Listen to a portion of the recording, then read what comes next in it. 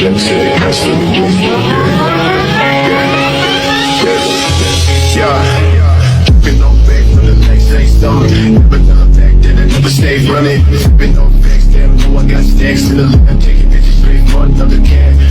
great double doors of the royal council chamber loomed before him, tall and ornately carved with depictions of ancient victories. For the first time since awakening in this new body, the boy now, a prince, felt the weight of true responsibility pressing down on his shoulders. His heart raced as the guards swung the doors open, revealing a long hall lined with nobles, ministers, and military officials. Their sharp eyes, curious and calculating, all turned to him. He stepped forward, trying to mimic the confident stride he had seen in dramas and history books back in his old life. Yet, his hands trembled slightly at his sides. The chamber itself was vast, its marble pillars stretching up into a ceiling painted with stars and comets. The throne was placed at the far end, but instead of sitting there, he was led to a smaller chair beside it reserved for the crown prince. The chancellor, a tall gray-haired man with a rigid expression, began to speak in a tone that carried both respect and suspicion. "Your Highness, today's meeting concerns the border conflicts with the neighboring kingdom. We expect your insight." His insight? The boy nearly panicked. He had studied mathematics, literature, and maybe a bit of history back in his real world, but border conflicts between medieval kingdoms was far beyond him. His eyes flicked across the table. Maps were spread out, small figurines marking armies and fortresses. Ministers spoke in turn, their voices sharp with differing opinions. He swallowed hard and reminded himself of one thing: he didn't have to know everything, he only had to listen. And so, for most of the meeting, he kept silent, nodding occasionally, pretending to ponder deeply. A few nobles exchanged glances at his quietness, but none dared to confront him openly. Still, one general, broad-shouldered, scarred from countless battles, leaned forward and asked, "Your Highness, what do you believe is the correct course of action? Should we reinforce the eastern walls or send a preemptive strike?" The room fell silent. All eyes were on him. His mind raced. Reinforced strike? He had no idea what resources the kingdom had, nor the strength of the enemy. But then he recalled something his history teacher once said. The safest option for a leader is often to delay and gather more information, rather than act rashly. With as much composure as he could muster, he said, "A rash decision could endanger our people. I believe we must first confirm the strength of the enemy before committing to action. Let us send scouts to gather intelligence, then decide with certainty." There was a pause. Then, slowly, murmurs of approval rippled through the hall. The general gave a reluctant nod. The chancellor's eyes narrowed as if reassessing him, and the boy realized he had just survived his first test. But survival was only temporary. When the council adjourned, the prince was led through the corridors by a young maid named Alara. She was around his age, with bright eyes that flickered with curiosity. Unlike the stern nobles, she seemed more genuine, though her words were carefully measured. "Your Highness, you seemed different today." Calmer, perhaps. He forced a small smile. "Different? How so?" She tilted her head, studying him. "You've always been confident, sometimes arrogant. Today you were quiet, thoughtful. It surprised me." So the real prince was arrogant. That was both helpful and dangerous. Helpful because any change in his demeanor could be explained away as maturity. Dangerous because people who knew him well might sense something was off. He simply nodded, saying, "Perhaps I am trying to change." Alara lowered her gaze respectfully, but he noticed a small smile forming at the edge of her lips. That smile gave him comfort. At least not everyone was suspicious. Days turned into weeks, and each morning was a new trial. Sword practice with the knights left his arms aching. Etiquette lessons with tutors felt like endless torture. He learned how to hold a goblet properly, how to greet foreign envoys, how to dance without stepping on his partner's toes. It was overwhelming, but he clung to one thought: I must survive. If I can keep pretending long enough, maybe I'll find a way back to my old life. Yet, at night, when the palace halls grew quiet, he would lie awake in the prince's luxurious chamber, staring at the carved ceiling. A thought gnawed at him. What if there is no going back? What if this world is mine now, forever? That thought both terrified and thrilled him. The next major challenge arrived sooner than he expected. One evening, a royal banquet was held in honor of an envoy from the neighboring kingdom, the very one threatening their borders. The hall glittered with chandeliers, tables heavy with food and wine. Music filled the air. The prince entered dressed in royal garments of deep blue and gold. Immediately, whispers rose among the courtiers. The envoy, a shrewd-looking man with sharp eyes, bowed deeply but watched him with the gaze of a predator. Throughout the feast, nobles and guests engaged in polite conversation, but underneath the surface, every word was a duel. The envoy asked sly questions about the kingdom's strength, the army's readiness, the prince's role in governance. One wrong answer could give away too much. The boy-turned-prince responded cautiously, choosing vague but confident words. "The kingdom is strong, our people are united, and I will do all I can to ensure peace." But peace backed by strength? The envoy raised a glass, smirking. Wise words for one so young. The banquet ended without disaster, but as the prince retreated to his chambers, the chancellor intercepted him. "Your Highness," he said quietly, "you are not the same as before. You speak differently. Some may call it wisdom, others may call it weakness. Tread carefully." The boy's stomach tightened. The chancellor was suspicious. And yet, in that moment he realized something vital. He couldn't simply pretend forever. If he wanted to survive in this world, if he wanted to protect himself and perhaps even the kingdom, he needed to become more than a frightened student trapped in a princess body. He needed to learn, to grow, to truly embody the role fate had forced upon him. The story of survival was no longer about going back. It was about moving forward. The boy stood by the balcony of his chamber, looking out at the sprawling city bathed in moonlight. He clenched his fists and whispered to himself, "If I am to be a prince in this world, then I will not just survive, I will rise." And so, the once ordinary student began to walk the path of a ruler. Adrian stared at the parchment, its words burning into his sight. Midnight, the old library beneath the east tower. Who was sending the summons and why? All he knew was that at midnight, when moon shadows stretched longest and the castle slept deepest, he must venture alone into the whispering darkness. He felt the weight of countless eyes upon him, unseen observers ready to judge his every move. But Adrian knew he couldn't let them see his hesitation. In this Game of Thrones, uncertainty was a weakness he couldn't afford. The king's trust, already tenuous, could shatter with a single doubt. Adrian was caught in a storm of conspiracies, cloaked figures, and cryptic messages. To navigate it, he needed knowledge, the deeper lore of this world. And apparently, that lore was hidden in the old library beneath the east tower. At dusk, after a long day of enduring the royal court, Adrian found himself standing before the massive oak doors of the royal library. Moonlight streamed through high windows, illuminating dust motes dancing in the air. But Adrian noticed a set of heavy iron bars blocking his way. Beside it, a keyhole gaped like a watchful eye. As if sensing his scrutiny, a nearby bookshelf rumbled, revealing a figure cloaked in darkness. "Looking for this?" a voice rasped from within. Startled, Adrian recoiled. The bookshelf clanged shut, leaving him face to face with an old woman whose kind, knowing eyes twinkled in the gloom. "I am Alaric, keeper of forbidden lore," she said, gesturing to the bars. "You seek knowledge hidden from prying eyes. Is that not forbidden?" Adrian blinked, taken aback by her sudden appearance. Gathering his wits, he replied, "I require a book, one not kept in the main collection, I presume." The old woman smiled cryptically. "Indeed, young prince.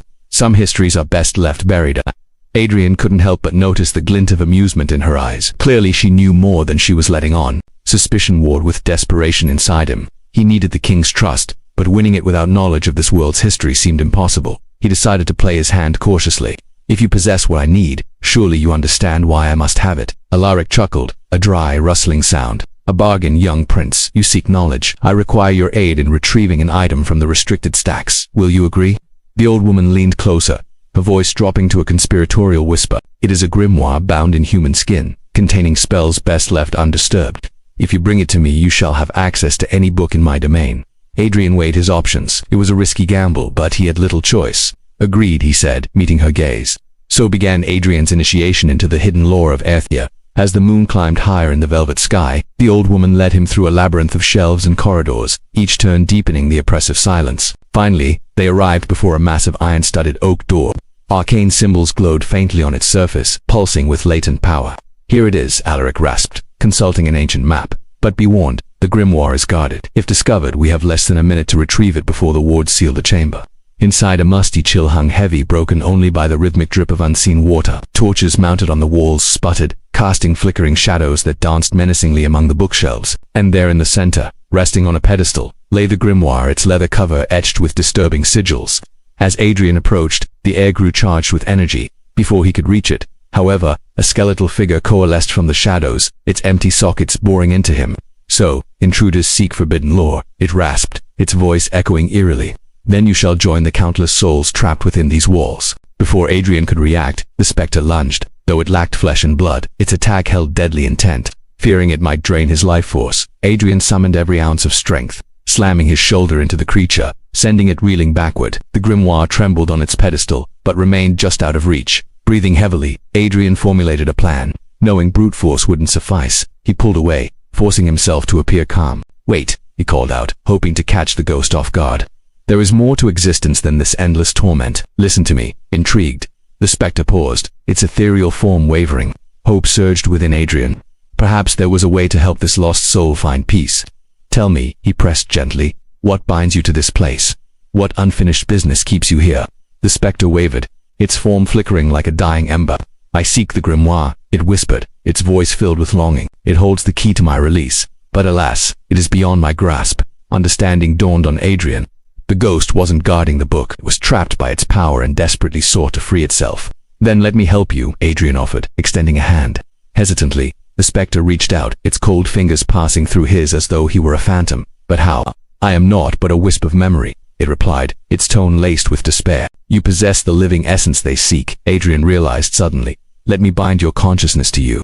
Together we can retrieve it." The spectre's form brightened, hope rekindled in its eyes. "Truly this feels like a betrayal," it admitted. "But if it means release, I am willing to risk anything."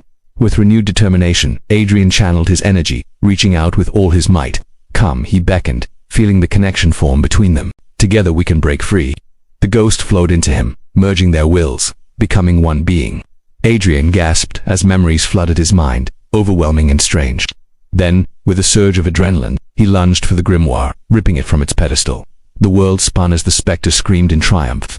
Adrian clutched the grimoire close, its power thrumming against his chest. In that instant, the world shifted. The ghost faded from his awareness and the chamber shook violently. From the shadows, Alaric cried out, "Quick, take this and leave. The wards are failing. The chamber will collapse soon." Adrian stumbled back, clutching the grimoire. Suddenly, a deafening crack split the air. The ceiling buckled and dust rained down as the spectral guardian vanished, freed at last. Without hesitation, Adrian fled, racing through the collapsing library, desperate to escape before the ancient texts crushed him. Bursting through the front doors, he collapsed onto the dewy grass, gasping for breath as the ancient library shuddered and fell, collapsing in on itself. Adrian stood amidst the ruins of the fallen library, clutching the grimoire close, its leather cover strangely comforting in the growing dawn. He had escaped with the book, yes, but at what cost? And what did it mean for this world? The grimoire pulsed warmly against his chest, offering a stark contrast to the chill of the encroaching dawn. Its presence was both alluring and terrifying. Now, with the library destroyed, Adrian had only one place left to go, the relative safety of the castle where he was at least known, even if not fully trusted. Clutching the grimoire, he retraced his steps, navigating the familiar streets, trying to piece together his thoughts. What secrets did this book hold? And how did his quest to uncover his own origins threaten the very balance of this world? Questions echoed in his mind, unanswered, as the sky bled from indigo to crimson, marking the end of another day in a world that was rapidly becoming less fantastical and more terrifying. Adrian woke to sunlight filtering through the arrow slits, painting stripes across his chamber floor. Gone was the suffocating gloom of night. In its place, a dawning realization. Yesterday, he'd been a pawn, a piece moved across the board by unseen hands. But today, he was a player. Today, he chose his own moves. With newfound resolve, he rose from his bed, its luxurious silk sheets suddenly stifling. He wanted to breathe the morning air, to feel the sun on his skin, even if it meant defying palace decorum.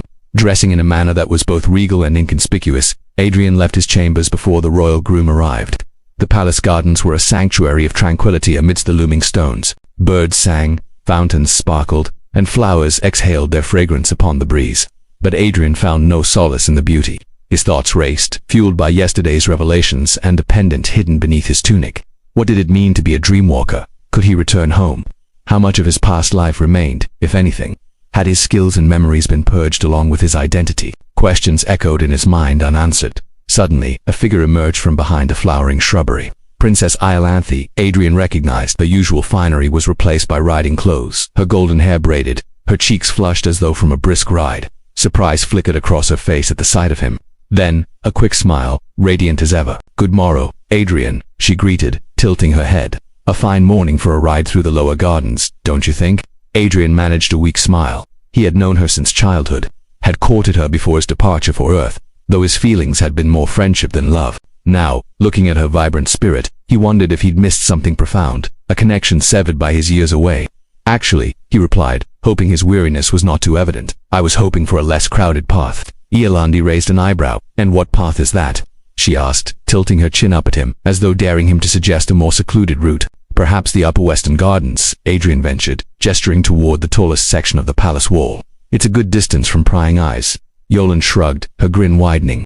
"Well then," she said, "lead the way, old friend." As they climbed the western wall, the garden gradually fell away, revealing a panorama of the city below. Homes, shops and streets stretched out like a tapestry, and the river glimmered like a silver thread. From this height, the bustling marketplace seemed a world away. Yolan leaned against the parapet, eyes shining. Here, she declared, the world feels far away, doesn't it? Adrian nodded slowly. Here among the clouds, he was Adrian, Prince of Athena. In the city below, someone else lived his life. Two identities, two worlds, but which one was real? Tell me, Yolande said, turning to him, her smile fading. Do you remember when we played here as children? When our parents walked side by side, when the world seemed full of sunshine and no tomorrow?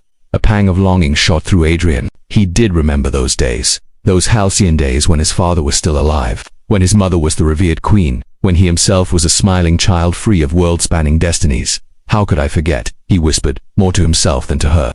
Everything was perfect until it wasn't. Yolande sighed, reaching out to caress a nearby flower. Perfection is an illusion, she murmured, as if to the blossom a dream that fades with the sunrise. Adrian turned away, unable to bear her sadness, her family's fall, her father's exile, her own banishment from the court.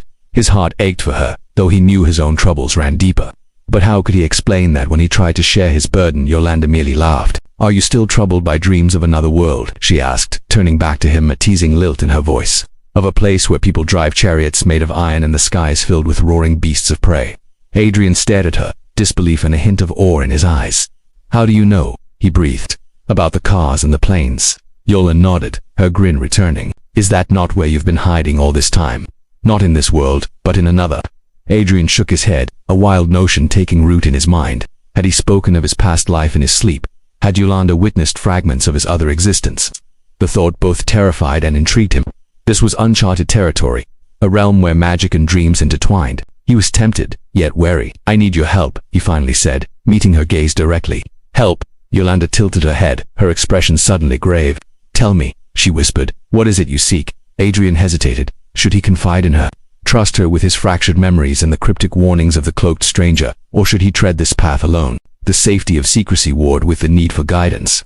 I don't know, he admitted, the words catching in his throat, but I feel like I'm missing pieces of myself. And if I'm to navigate this world, I need to know who I am, what I can remember. Yolande stepped closer, her eyes shining with empathy. Then let us find those pieces together, she said softly, reaching out to touch his arm. Together, Adrian echoed, surprised by the sincerity in her voice. Realizing that in the vast expanse of the unknown, he wasn't as alone as he'd feared. He had allies, memories to reclaim, and a kingdom teetering on the edge of twilight. The clock was ticking, but as the sun climbed higher in the sky, Adrian felt a flicker of hope ignite within him. Unlocking the secrets of his past might be the key to securing Ethereum's future. The chaos of the day after Emperor Dorian's visit reverberated through Erasia's halls. Whispers followed Adrian like a shadow, weaving tales of the Emperor's displeasure. Faces that had once smiled at his wit now turned away, murmuring in hushed tones. Even his father, King Alaric, seemed preoccupied, lost in thought as he paced his solar. Adrian understood their unease. Emperor Dorian was no small concern. To rebuff his alliance proposal would risk war, and yet, as Adrian knew, no pact would be made. But for all the worry, there was something else in the air, something akin to excitement. Adrian could feel it thrumming beneath the undercurrent of fear. It was as if a seed of rebellion, planted by Dorian's own audacity, had begun to sprout. Among the nobility, faces that Adrian had seen during his first grand audience, they had looked so assured, so sure of themselves. Now they appeared strained, tight smiles and averted glances. One name rose above the murmurings. Cassia Givalois. Adrian's hand tightened around the tankard of ale, his knuckles paling against the wood. In the center of it all sat Sereth, seemingly unfazed by the roiling tides of emotion. The old man calmly sipped his tea, watching the court unfold before us like a tide receding to reveal the jagged rocks beneath. It's as I expected, Sereth said, his voice barely audible above the din. The court is a cauldron. Stir it gently and the water ripples. But send a stone crashing in, and the whole thing boils over. Adrian nodded, though he felt anything but calm. After an hour of such torment, he had finally excused himself to Sereth's quiet corner. Tell me again, how long have you been here? Adrian asked, seeking distraction. Long enough to see generations come and go, Sereth replied cryptically. Adrian frowned, but pressed on. So you knew my mother? For a brief while, Sarah admitted. Long enough to know that your lineage is strong. And why wouldn't she hide that? Adrian questioned, feeling the frustration rise within him. Why indeed? Sereth replied softly. Perhaps because she believed this world was hers by right. Or perhaps she found strength in showing her world she could walk among two of them. Is that what I am to do? Adrian asked, hope flaring. Show them I can live in both worlds, among other things, Sereth said, his gaze intent. Each world has its gifts and trials. You must learn both. Show them that you are no weakling prince. But Adrian of Earth and Arethia, they will respect you for it. As the sun dipped below the horizon, painting the sky in hues of orange and purple, Adrian made his way through the winding corridors of the castle. He had sought out his mother's chambers, hoping to find some clue to her identity or purpose here, but had found nothing but an empty room and a heart heavy with questions. The weight of his heritage, the mystery of his mother's past, and the looming threat of Dorian's disapproval pressed upon him like a physical burden. Yet as he descended the grand staircase leading to the lower levels, a surge of determination coursed through him. He might not have known his mother, but he knew the sting of being underestimated, the fury of facing an indifferent world. And he knew, as Sereth had pointed out, that two worlds coursed through his veins. Perhaps it was arrogance, perhaps it was pride, but Adrian refused to shrink in the face of adversity. He would navigate this world, understand its intricacies, and if need be, conquer its challenges. He would uncover the truth about his mother and forge his own path. As he stepped out into the cool evening air, Adrian drew a deep breath, savoring the unfamiliar freedom. It was a privilege and a burden to exist between two worlds, to carry the hopes and secrets of both. But he was not alone. Sereth had offered guidance, and Adrian intended to follow it. Beneath the watchful gaze of the moon, Adrian began his ascent. He climbed the eastern tower, drawn by the promise of knowledge and power. At the top, he paused, taking in the panoramic view of Arethusa bathed in the silver glow of moonlight. In the distance, the peaks of the Whisper Mountains pierced the heavens, shrouded in an ethereal mist. Before him lay the sprawling city, its rooftops like a patchwork quilt, its bustling streets a hive of activity even in the dead of night. From this height, Adrian felt a sense of responsibility settle upon him. He saw not just a kingdom, but a web of lives, hopes and dreams. He realized that to truly navigate this world, he needed more than just knowledge of its customs. He needed understanding. Turning from the window, Adrian approached the door leading to the library. With a deep breath, he pushed it open and stepped inside. The room was dim lit only by the soft glow of a single lantern, but its contents were clear. Against the far wall, a large wooden desk dominated the space, strewn with maps, charts, and scrolls. Above it hung a celestial map, tracing the constellations with intricate detail. The rest of the room was lined with towering bookshelves, their surfaces laden with ancient tomes bound in leather and dusted with age. A shiver ran down Adrian's spine. This was not just a place of learning, it was a repository of secrets, of connections between worlds. The very air crackled with potential. And then there was Sereth. The old man sat at the desk, his profile illuminated by the lantern light, his eyes fixed on a map spread before him. As Adrian entered, Sereth didn't turn, but a slight shift in posture betrayed his acknowledgement. "Ready, child." Sereth's voice echoed softly in the still room. Adrian felt a surge of adrenaline. "As I'll ever be," he replied, his voice echoing slightly. He crossed the room, each step resounding in the silence.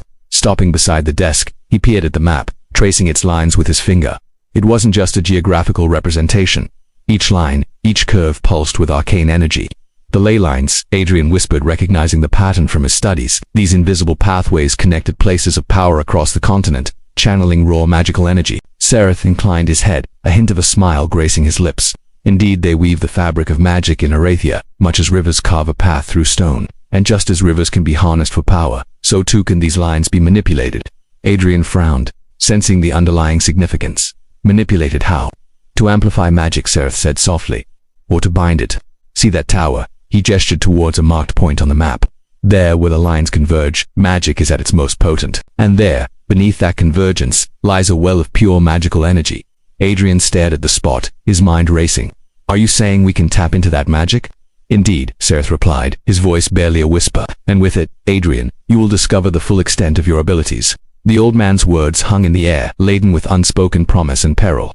The library, once a place of solace, now felt charged with anticipation. Each tome, lining the shelves, each scroll unfurled on the table seemed to hum with latent power. Adrian could feel it thrumming beneath his fingertips, a vibrant, almost tangible essence that whispered of both wonder and danger. "So the sources of magic lie dormant, waiting to be awakened," Adrian murmured, more to himself than anyone else. The realization struck him like a physical blow, forcing him to reconsider everything he thought he knew.